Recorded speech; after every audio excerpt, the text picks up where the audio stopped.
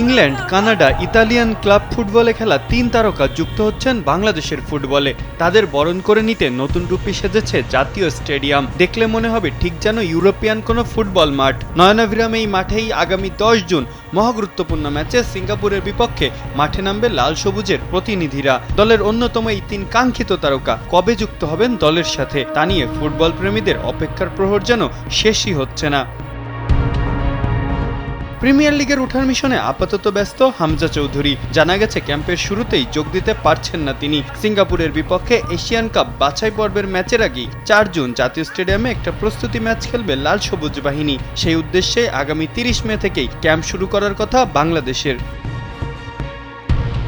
Sandalina so, রূপচর্চায় আভিজাত্য। বাফুফে সূত্রে জানা গেছে ২ জুন ঢাকায় পা রাখবেন হামজা চৌধুরী। আর ফিফা থেকে ক্লিয়ারেন্স পাওয়া সমিত সোম আসতে পারেন ৩ জুন। শিলংয়ে ভারত ম্যাচের আগে ফাহমিদুলকে দলে না রাখায় সমালোচনার মুখে পড়া বাফুফে এবার ভুল থেকে শিক্ষা নিয়েছে। ভক্তদের আন্দোলন কাজে এসেছে। বাংলাদেশের কোচ হাভিয়ার কাবেরেরা এখনও দল ঘোষণা না করলেও ফাহমিদুলকে নিয়েই ক্যাম্প শুরু করার পরিকল্পনার কথা জানা গেছে। ইতিমধ্যেই আলাপ হয়ে গেছে তার ক্লাব ওলবিতা কালসিওর সাথেও। ক্লাবও দিয়েছে খেলার ছাড়পত্র।